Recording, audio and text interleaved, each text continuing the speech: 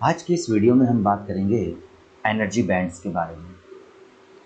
Energy bands जो आज के टाइम में मॉडर्न फिजिक्स का बेसिक फंडामेंटल जो स्ट्रक्चर है। देखिए एक्चुअल में होता क्या है, हम जानते हैं कि हर मेटल, हर मटेरियल किससे बना होता है? एटम से मिलके बना होता है। और एटम के अंदर जो होती है आपकी इस तरह से बहुत बहुत सारी जो है शेल्स होती हैं, कोश होते हैं। इन शेल्स में, इन कोशों में जो इलेक्ट्रॉन्स होते हैं, ये इलेक्ट्रॉन्स क्या करते हैं, अपनी जगह पर रहकर क्या करते हैं, कंटिन्यू ये मूवमेंट करते हैं और इसके चारों तरफ रिवॉल्व होते रहते हैं, घूमते रहते हैं। हम सबसे आउटर ऑर्बिट के इलेक्ट्रॉन को क्या कहते हैं कि ये आपका वैलेंस इलेक्ट्रॉन है। जब ये इस जगह से बाहर निकलता है, इसको थोड़ी सी एनर्जी अगर हम दे दें तो इस कंडीशन में क्या होगा, ये electrons as a free electron यहाँ पर बिहेव करता है।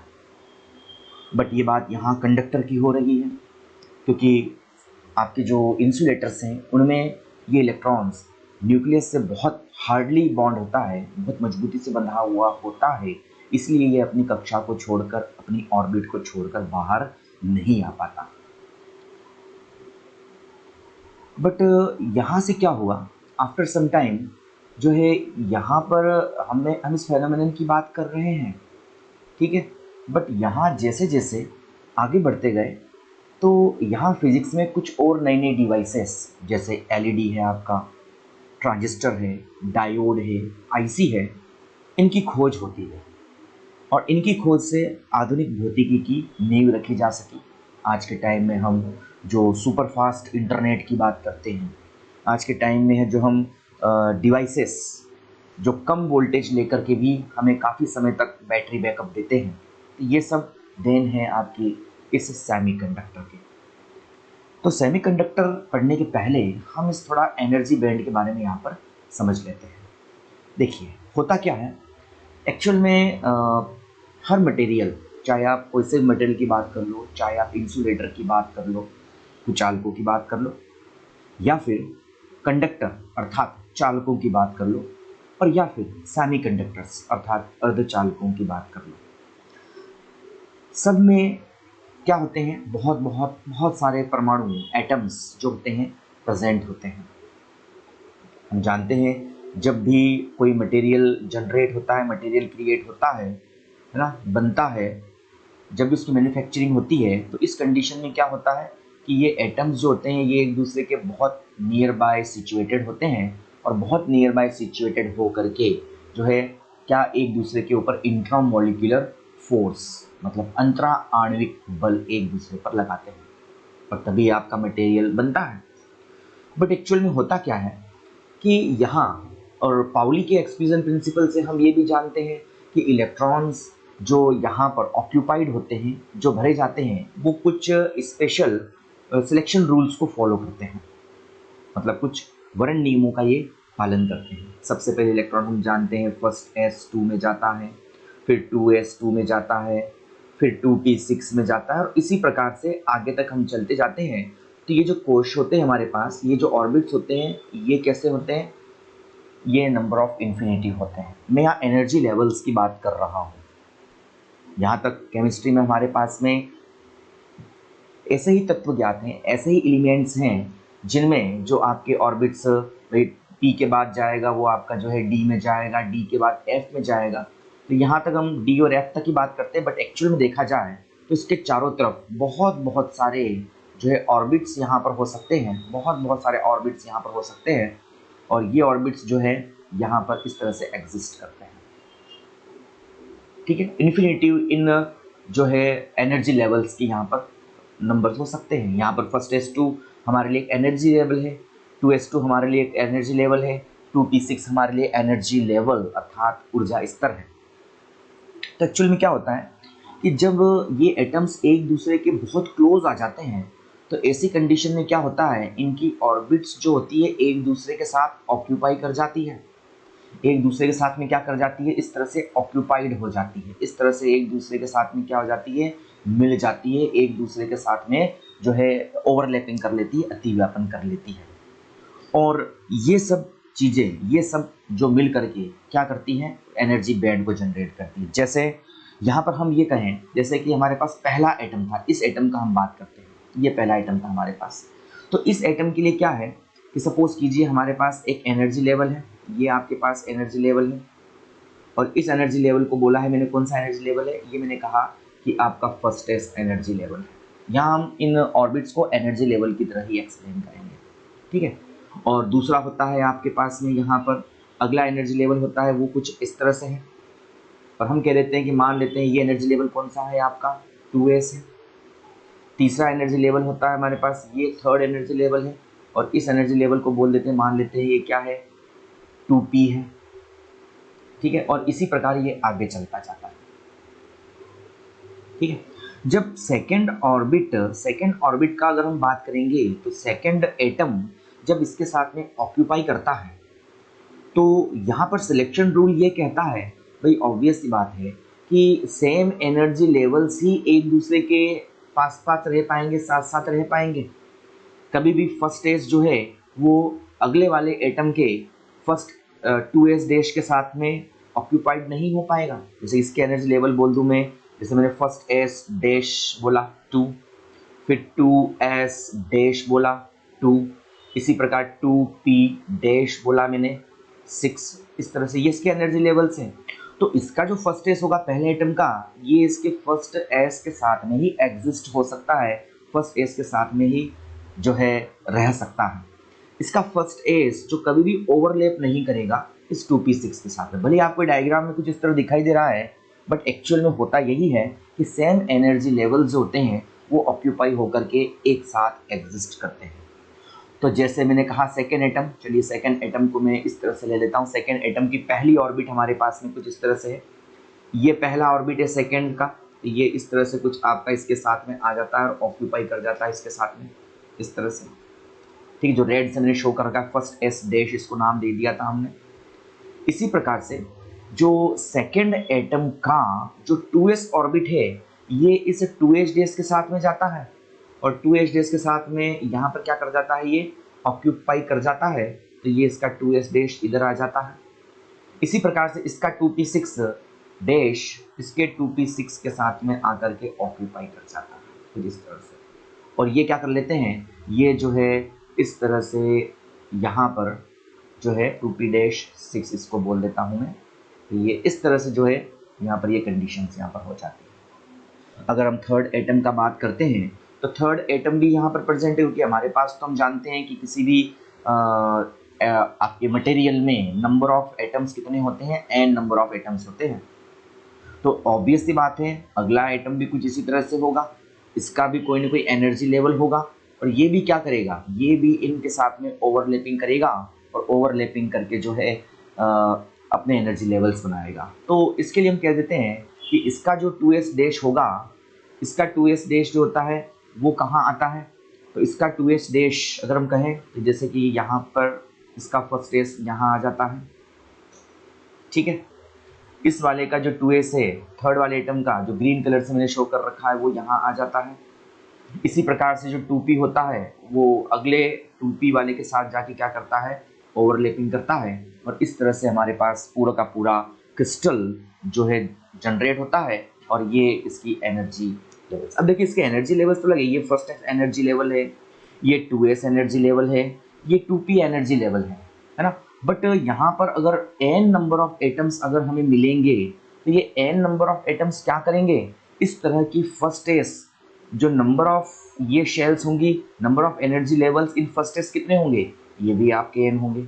नंबर ऑफ एनर्जी लेवल्स मतलब जो ऊर्जा स्तरों की संख्या इस 2s में कितनी होंगी, वो भी n होगी। इन ऊर्जा स्तरों की जो संख्याएं हैं, जो नंबर ऑफ लेवल्स हैं 2p के, वो भी कितने होंगे, n होंगे। और ये एक दूसरे के इतने ज़्यादा क्लोज होंगे कि ये हमें कुछ इस तरह से बिल्कुल भी दिखाई नहीं देंगे, ये सब हमें एक दूसरे के साथ में ओवरलैपिंग करते हुए यहाँ पर दिखाई देते हैं, ठीक है। चलिए ये तो हो गई एनर्जी बैंड की। तो एनर्जी बैंड के बारे में आप क्या कह सकते हैं, अगर मैं डेफिनेशन यहाँ से कहना चाहूँ तो ये एनर्जी बैंड का डेफिनेशन क्या होता है। अगर मैं बात करूँ कि जो ऊर्जा बैंड होते हैं, ऊर्जा बैंड भाई ऊर्जा स्तरों का समूह ही क्या कहलाता है? ऊर्जा बैंड कहलाता है। समान ऊर्जा के ऊर्जा स्तरों का समूह, the group of same energy levels called energy band. ये आपके एनर्जी बैंड्स यहाँ पर क्रिएट हो जाते हैं। तो ये बहुत बहुत सारे एनर्जी बैंड्स होते हैं। हमें जो ज़रूरत है हम उन्हीं एनर्जी बैंड्स की यहाँ पर बात करते हैं। देखिए ज़रा, एक्चुअल में होता क्या है कि सबसे आउटर ऑर्बिट में कौन पाया जाता है? आपका आउटर मोस्ट इलेक्ट्रॉन होता है। और इस इलेक्ट्रॉन को हम कौन सा इलेक्ट्रॉन कहते हैं? हम इसको जो है वैलेंस इलेक्ट्रॉन कहते हैं। ऑब्वियस सी बात है, हर एटम के अंदर अपना अपना वैलेंस इलेक्ट्रॉन होता है जो सबसे आउटर मोस्ट ऑर्बिट में होता है। तो आउटर मोस्ट ऑर्बिट में होता है जिसे वैलेंस इलेक्ट्रॉन कहते हैं। बिकॉज ऑफ आपके जो इंटरनल जो इनर ऑर्बिट्स हैं ये पूरी तरह से क्या होते हैं? फुलफिल होते हैं। ऑब्वियस सी बात है, अगर आप यहाँ के इलेक्ट्रॉन्स को अगर बाहर निकालना चाहेंगे तो आपको क्या करना पड़ेगा? इस इलेक्ट्रॉन को बहुत ज़्यादा एनर्जी देनी पड़ेगी, क्योंकि न्यूक्लियस से इसका अट्रैक्शन फोर्स बहुत ज़्यादा है। और हम तो यहाँ कम एनर्जी में ही या कम वोल्टेज पर ही काफ़ी सारा काम कराना चाह रहे हैं, कम वोल्टेज पर ही हम ज़्यादा करंट फ्लो कराना चाह रहे हैं। तो इसके लिए हमारे लिए ये बैंड्स जो होते हैं किसी भी काम के नहीं होते हैं। चलिए अब हम बात करते हैं सबसे आउटर मोस्ट ऑर्बिट की। सपोज कीजिए जैसे कि इन तीनों एटम्स के लिए जो outer most electron, outer most orbit कौन सा है? ये वाला है। आउटर मोस्ट ऑर्बिट कौन सा है? आउटर मोस्ट ऑर्बिट ये वाला। मतलब कि जो 2p6 है ना आपका, ये पहले एटम के लिए, ये पहले एटम के लिए 2p6 आउटर मोस्ट ऑर्बिट है। बिल्कुल है, पहले एटम के लिए ये आउटर मोस्ट ऑर्बिट है। तो आउटर मोस्ट जो आपकी शेल होगी वो कितनी होगी? यहाँ पर ये 2s होगी, सॉरी 2p होगी। ठीक है, इसमें मैक्सिमम 6 इलेक्ट्रॉन्स रह सकते हैं। इसी प्रकार से अगर मैं दूसरे एटम का बात करूं तो दूसरे एटम के लिए आउटर मोस्ट ऑर्बिट यही तो होगी, ये आउटर मोस्ट ऑर्बिट होगी इसकी, ये हो जाएगी आपकी 2p-6। और इसी प्रकार से तीसरे एटम के लिए जिसको मैंने ग्रीन कलर से यहाँ पर शो किया हुआ है, तो ये इसके लिए आउटर मोस्ट ऑर्बिट इसके लिए ये वाली बनेगी बिल्कुल। और ये एक दूसरे के इतने ज़्यादा क्लोज होती है, जैसे यहाँ पर आपको डायग्राम में तो दूर दूर दिखाई गई है समझाने के लिए, बट ये बहुत ज़्यादा क्लोज होती है एक दूसरे के, है ना। और इन ऑर्बिट्स में कौन पाए जाते हैं? इनमें पाए जाते हैं आपके वैलेंस इलेक्ट्रॉन्स। तो ये वैलेंस इलेक्ट्रॉन्स इसमें रहते हैं, यहाँ रहते हैं, यहाँ भी रहते हैं, यहाँ भी रहते हैं, हर जगह क्या होते हैं आपके वैलेंस इलेक्ट्रॉन्स होते हैं। और बिकॉज ऑफ इनके बीच का जो सेपरेशन है, ये वाला सेपरेशन, ये जो सेपरेशन है, ये बहुत लेस होता है। जब ये सेपरेशन बहुत लेस होता है तो ये एक दूसरे के इतने ज़्यादा क्लोज होते हैं कि ये जो है एक दूसरे के साथ में ऑक्यूपाई होते हैं, और ऑक्यूपाइड होकर के क्या कर लेते हैं ये, जैसे मैं इसको इस प्रकार से बना दूं, ये एक दूसरे के साथ ऑक्यूपाइड होकर के ये पूरा का पूरा क्या कर लेते हैं? एक ग्रुप बना लेते हैं। वो ग्रुप कुछ इस तरह से ये ग्रुप हो जाता है ऐसे, और ये पूरा का पूरा आपका एक ही ग्रुप बन जाता है, क्योंकि सब में कौन से इलेक्ट्रॉन है? वैलेंस इलेक्ट्रॉन है। ये पूरा का पूरा आपका एक ग्रुप बन जाता है, और इस तरह से ये बन जाते हैं, और ये पूरा का पूरा जो एनर्जी लेवल का एक ग्रुप बन जाता है। और इसी ग्रुप को हम यहाँ पर जो है कहते हैं valence band, sorry conduct, valence आपके क्या वैलेंस इलेक्ट्रॉन है इसके अंदर, तो ये आपका कहलाता है वैलेंस बैंड। क्या कहलाता है ये वैलेंस बैंड यहाँ पर बन जाता है, जिसे कहा जाता है हिंदी में संयोजकता स्तर, क्योंकि इसमें आपके संयोजी इलेक्ट्रॉन है, इसमें आपके जो वैलेंस इलेक्ट्रॉन है, तो ये आपका संयोजकता बैंड बन जाता है। तो संयोजकता बैंड क्या होता है इसकी डेफिनेशन? तो संयोजकता बैंड, वैलेंस बैंड वो बैंड होता है जहाँ जो है वैलेंस इलेक्ट्रॉन जो है पाए जाते हैं। अब ऑब्वियस सी बात है कि सपोज कीजिए यहाँ पर ये बहुत ज़्यादा क्लोज होते हैं एक दूसरे के, यहाँ नीचे की तरफ आपके पास में कोई इलेक्ट्रॉन है इस जगह पर, और इसको जाना है ऊपर की तरफ, यहाँ जाना है। तो यहाँ से यहाँ तक ट्रेवल होने के लिए इसको कोई ज़्यादा एनर्जी की रिक्वायरमेंट नहीं है, क्योंकि आपका पूरा बैंड ही एक हो चुका है। तो ये फ्रीली यहाँ से इस लेवल तक जा सकते हैं, और इस प्रकार से ये जो है एग्जिस्ट करते हैं संयोजकता बैंड, वैलेंस बैंड। चलिए आगे चलते हैं। तो अब जैसे कि मैंने कहा, हमने ऊपर यहाँ बात की थी कि हमारे पास नंबर ऑफ एनर्जी लेवल्स कितने हो सकते हैं? इन्फिनिटी हो सकते हैं। तो ऑब्वियस सी बात है यहाँ पर इसके आउटर मोस्ट भी क्या होंगे? वैलेंस बैंड के अलावा भी यहाँ पर आउटर मोस्ट बहुत सारे यहाँ पर ऑर्बिट्स होंगे। इसके ऊपर होगा, इसके ऊपर भी आपके आउटर मोस्ट बहुत बहुत सारे ऑर्बिट्स यहाँ पर बनेंगे, यहाँ पर भी आपके जो है बहुत बहुत सारे आउटर मोस्ट ऑर्बिट यहाँ पर भी बनेंगे। क्लियर है? तो ये बहुत बहुत सारे आउटर मोस्ट ऑर्बिट रहेंगे, और ये सारे के सारे बिकॉज ऑफ वैलेंस इलेक्ट्रॉन आपका सबसे लास्ट इलेक्ट्रॉन होता है जो सबसे आउटर ऑर्बिट भरा होता है। इसके बाद के जितने भी होंगे ये सारे के सारे कैसे होंगे? एम्प्टी होंगे, और ये एम्प्टी बैंड क्या करेंगे? ऊपर की तरफ जा करके, सपोज कीजिए ये इस जगह पर यहाँ बिल्कुल ये होंगे, और यहाँ पर जा करके एक अलग से जो है ये ग्रुप बना लेंगे। भाई ऑब्वियस सी बात है, वैकेंट भी तो एक दूसरे साथ ग्रुपिंग करेंगे, वैकेंट जितने भी हैं फिर अलग से यहाँ पर ग्रुप बना लेंगे, और इनके बीच का सेपरेशन इतना कम होगा कि ये एक दूसरे ऊपर क्या हो जाएंगे? फुली ऑक्यूपाइड हो जाएंगे। तो इस कंडीशन में हम यहाँ पर ये कह सकते हैं कि यहाँ पर एक और यहाँ पर बैंड क्रिएट हो जाएगा, और इस बैंड को हम यहाँ पर कहेंगे आपका जो है ये बैंड, और ये जो बैंड कहलाएगा आपका ये पूरी तरह से खाली होगा, इसमें कोई भी इलेक्ट्रॉन नहीं होंगे, ये वैकेंट होगा, और इसको हम यहाँ पर कहेंगे वैलेंस बैंड। नीचे वाले को कहा था, इस बैंड को यहाँ पर कहा जाएगा कंडक्शन बैंड। कंडक्शन बैंड यहाँ पर कहा जाएगा, मतलब इसको बोलते हैं अपन चालन बैंड, यहाँ पर इसको कहते हैं। तो ये चालन बैंड आपका यहाँ पर जनरेट हो जाता है, कंडक्शन बैंड इसको यहाँ पर कहते हैं। और ये मोस्टली क्या होता है? ये मोस्टली आपका एम्प्टी होता है, एम्प्टी होता है मोस्टली, इसमें कोई भी इलेक्ट्रॉन नहीं है, क्योंकि सारे के सारे कंडक्शन इलेक्ट्रॉन जो कहाँ आ गए हैं आपके वैलेंस इलेक्ट्रॉन सारे के सारे यहाँ पर आ गए हैं। तो ये मोस्टली एम्प्टी होता है, और ये होता है आपका हाई एनर्जी पर होता है। ठीक है, इसका एनर्जी कैसा होता है? हाई। जबकि आपका जो वैलेंस बैंड है, संयोजकता बैंड है, इसका एनर्जी कैसा होता है? लो होता है, कम होता है। तो कम एनर्जी पर सिचुएटेड होता है, इस तरह से बन जाता है। अब देखिए होता क्या है कि इनके बीच में हमें कोई गैप दिखाई दे रही है, ये गैप हमारे पास है, बस यही हमारे लिए सबसे इम्पोर्टेंट कंसेप्ट यहाँ पर होता है। ये अगर कोई इलेक्ट्रॉन है, सपोज कीजिए यहाँ से आपका ये इलेक्ट्रॉन है, और ये इलेक्ट्रॉन यहाँ पर है, सपोज ये लाई कर रहा है यहाँ पर। अब ये इलेक्ट्रॉन जो है यहाँ से जाना चाहता है, इस बैंड के अंदर जाना चाहता है, तो ऑब्वियस सी बात है ये जाना तो चाहेगा, बट क्या करना पड़ेगा? उसको इस गैप के इक्वल जो एनर्जी है उस एनर्जी को गेन करना पड़ेगा। इस गैप के इक्वल जो एनर्जी है उस गैप के इक्वल एनर्जी को क्या करना पड़ेगा? इसे गेन करना पड़ेगा, और इस एनर्जी को बोलते हैं अपन डेल ईजी, जहाँ डेल ईजी क्या कहता है? इसको बोलते हैं energy band gap. Energy band gap, ये भी आपका बैंड ही होता है, बट ये एनर्जी बैंड गैप होता है।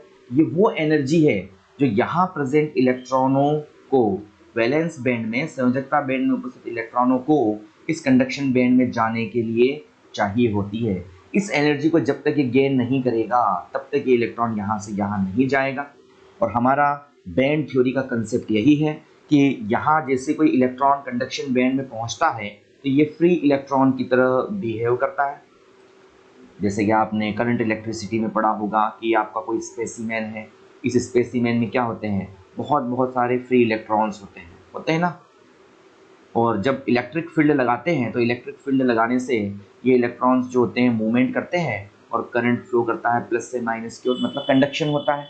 तो यहाँ पर क्या होगा कि जब तक कोई इलेक्ट्रॉन वैलेंस बैंड से इस कंडक्शन बैंड में जाएगा नहीं, इस कंडक्शन बैंड में ये जब तक कोई इलेक्ट्रॉन जाएगा नहीं, तब तक क्या होगा कि यहाँ पर कंडक्शन नहीं होगा। मतलब कंडक्शन करने के लिए इस इलेक्ट्रॉन जो वैलेंस बैंड में है, संयोजकता बैंड में है, उसको इस कंडक्शन बैंड में जाने के लिए कुछ एनर्जी की रिक्वायरमेंट रहेगी, और इसी एनर्जी को हम बोलते हैं एनर्जी बैंड गैप। ठीक है, अब ये एनर्जी बैंड गैप जो होती है अलग अलग मटेरियल्स के लिए अलग अलग होती है। जैसे हम बात करें, अगर हम बात करें कंडक्टर्स की, कंडक्टर्स मतलब चालकों की बात करें, चालक हमारे पास प्रेजेंट होते हैं, हमारे पास में जो इसको इंग्लिश में कहा जाता है कंडक्टर होता है। तो ये कंडक्टर्स की अगर हम बात कर लेते हैं तो चालकों में एक्चुअल में होता क्या है?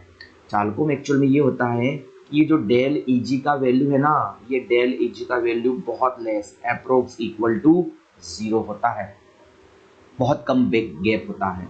अप्रोक्स इक्वल टू 0 का मतलब ये वैल्यू 0.0000 1 इलेक्ट्रॉन वोल्ट जो एनर्जी की यूनिट होती है उसके इक्वल होता है। इस एनर्जी को आसानी से ये वैलेंस बैंड में इलेक्ट्रॉन रूम टेम्परेचर पर ही क्या कर लेते हैं, गेन कर लेते हैं, और ये कहाँ जाने लगते हैं, आपके कंडक्शन बैंड में जाने लगते हैं और इजीली यहाँ पर जो है फ्लो हो जाता है। जैसे हम बोलते हैं सिल्वर बहुत अच्छा कंडक्टर है, तो सिल्वर में यही चीज़ होती है कि डेल Eg का वैल्यू अप्रोक्स इक्वल होता है, जिससे इजीली वैलेंस बैंड से संयोजकता बैंड से इलेक्ट्रॉन कंडक्शन बैंड में, चालन बैंड में जा सकते हैं। वहीं अगर हम बात कर लें तो हमारे पास होता है कुचालक। वहीं हम बात कर लेते हैं तो हमारे पास होता है कुचालक। कुचालक से मतलब होता है हमारे पास में यहाँ पर इंसुलेटर्स होते हैं। तो इन इंसुलेटर्स का अगर हम बात करें, कुचालक इंसुलेटर्स होते हैं, तो इन इंसुलेटर्स का अगर हम बात कर लेते हैं तो इन इंसुलेटर्स में होता क्या है, इन इंसुलेटर्स में ये जो डेल Eg जो हम कह रहे हैं, इस डेल Eg का value is greater than 6 electron volt होता है। कितना होता है ये 6 इलेक्ट्रॉन वोल्ट आपका जो है ये एनर्जी का वैल्यू होता है। और ये बहुत ज़्यादा बहुत ह्यूज एनर्जी है, बहुत ज़्यादा एनर्जी है। इतनी एनर्जी को हम ये कहें कि अगर इसको कंडक्शन बैंड बोल दें हम, ऊपर वाले को जो एम्प्टी रहता है, नीचे वाला जो बैंड है इस बैंड को अगर हम बोल दें यहाँ पर वैलेंस बैंड बोल दें, तो इस कंडीशन में क्या होगा कि यहाँ पर इस वैलेंस बैंड जिसे हम यहाँ पर EV कहते हैं, इसकी सबसे ऊपर लेयर है इसी को EV कहा जाता है, इसकी सबसे निचली लेयर है इसको कहा जाता है EC, क्योंकि ये कंडक्शन बैंड चालन बैंड की सबसे निचली लेयर है। इलेक्ट्रॉन यहीं से इंटर करेगा, EV से इलेक्ट्रॉन जाएगा, तो इनके बीच गेट इतनी ज़्यादा होती है कि यहाँ पर प्रेजेंट कोई भी इलेक्ट्रॉन जो है इजीली यहाँ पर नहीं पहुँच सकता। तो इसीलिए हम कहते हैं कि जो कुचालक, जो इंसुलेटर्स होते हैं उनमें कंडक्शन बिल्कुल भी नहीं होता। बट हमारे लिए यहाँ सबसे इम्पोर्टेंट एलिमेंट जो होता है सेमीकंडक्टर होता है, अर्धचालक होता है। अर्धचालक सेमीकंडक्टर, तो अर्धचालक एक्चुअल में होते क्या हैं, सेमीकंडक्टर एक्चुअल में होते क्या हैं, इसको कहा जाता है, ये कहलाता है आपका सेमीकंडक्टर। सेमीकंडक्टर होते क्या हैं, तो सेमीकंडक्टर का अगर बात करते हैं तो ये अर्धचालक होते हैं। वो नाम से स्पष्ट है, अर्ध, सेमी मतलब चालकों से तो कम लेकिन कुचालकों से, इंसुलेटर से ज़्यादा इनकी चालकता होती है, बट इसका डेफिनेशन ये नहीं है। अर्धचालक सेमीकंडक्टर्स वो मटेरियल्स होते हैं जो 0 केल्विन टेम्परेचर पर तो किसकी तरह बिहेव करते हैं, ये इस इंसुलेटर की तरह बिहेव करते हैं, बट जैसे इसको हम रूम टेम्परेचर पर रखते हैं, हम रूम टेम्परेचर पर ला के रखते हैं, तो रूम टेम्परेचर पर ये किसकी तरह बिहेव करने लगते हैं, ये जो आपका इस कंडक्टर की तरह बिहेव करने लगते हैं, और इनका बिहेवियर बिल्कुल कंडक्टर की तरह हो जाता है। साथ ही साथ इन कंडक्टर्स में क्या होता है, जैसे जैसे टेम्परेचर राइज करता है ना, तो इसकी रेजिस्टिविटी भी क्या होती है, कंडक्टर की इंक्रीज करती है। ये हमने पढ़ा है चैप्टर 3 में, जो आपने करंट इलेक्ट्रिसिटी में इसको पढ़ा है। तो जब रेजिस्टिविटी इंक्रीज करेगी तो कंडक्टिविटी क्या करेगी, इसकी रेजिस्टेंस इंक्रीज करेगा, रेजिस्टिविटी इंक्रीज करेगी तो कंडक्टिविटी डिक्रीज करेगी। बट यहाँ इनकी क्वालिटी ये होती है कि जैसे जैसे टेम्परेचर इंक्रीज करता जाता है ना, वैसे वैसे जो इसकी रेजिस्टिविटी है वो क्या कर जाती है, यहाँ डिक्रीज, मतलब जो कंडक्टिविटी होती है वो यहाँ पर राइज कर जाती है, और यही इसका इम्पोर्टेंस है। जैसे ऑब्वियसली बात है, करंट फ्लो करेगा, कंडक्टर गर्म जरूर होगा या कोई मटेरियल गर्म तो जरूर होगा, लेकिन सेमीकंडक्टर्स अर्धचालकों की क्वालिटी ये है कि टेम्परेचर राइज करने पर जो है इनकी रेजिस्टिविटी भी क्या हो जाती है, डिक्रीज कर जाती है, कंडक्टिविटी इंक्रीज कर जाती है। अब अर्धचालकों के लिए हम ये कहें कि जो एनर्जी बैंड गैप होता है ना, ये एनर्जी बैंड गैप मैंने कहा चालकों से तो ये कम होते हैं कंडक्टर से, बट कुचालकों से इनकी चालकता ज़्यादा होती है। तो ऐसी कंडीशन में कह सकते हैं कि इसकी जो एनर्जी होती है 3 इलेक्ट्रॉन वोल्ट के आसपास होती है ना। यहाँ पर भी आप कह सकते हैं ग्रेटर देन 6 या ग्रेटर देन 3 इलेक्ट्रॉन वोल्ट हम यहाँ पर कह सकते हैं। तो ये 6 इलेक्ट्रॉन वोल्ट डेटा है, ये किसका है, डायमंड का है, हीरे का है, ठीक है ना। हीरे में यही कंडीशन होती है, इसलिए हीरा क्या है, आपका जो है इंसुलेटर की तरह बिहेव करता है। डेल Eg का वैल्यू 3 इलेक्ट्रॉन वोल्ट है। जैसे हम बात करें यहाँ पर हमारे पास जर्मेनियम होता है, हमारे पास यहाँ पर सिलिकॉन होता है। तो जर्मेनियम के लिए जो वैल्यू होता है 0.72 इलेक्ट्रॉन वोल्ट की रेंज का होता है, और सिलिकॉन के लिए ये वैल्यू जो होता है 1.1 इलेक्ट्रॉन वोल्ट की रेंज का ये बनता है, और ये काफ़ी अच्छे आपके यहाँ पर कंडक्टर हो जाते हैं, ठीक है। 0.72 पर ये कंडक्टर की तरफ बिहेव करने लगता है। जर्मेनियम और सिलिकॉन दोनों ही यहाँ पर सेमीकंडक्टर होते हैं। तो इस प्रकार से हमारे पास जो है कंडक्टर, सेमीकंडक्टर्स और इंसुलेटर्स ये यहाँ पर बिहेव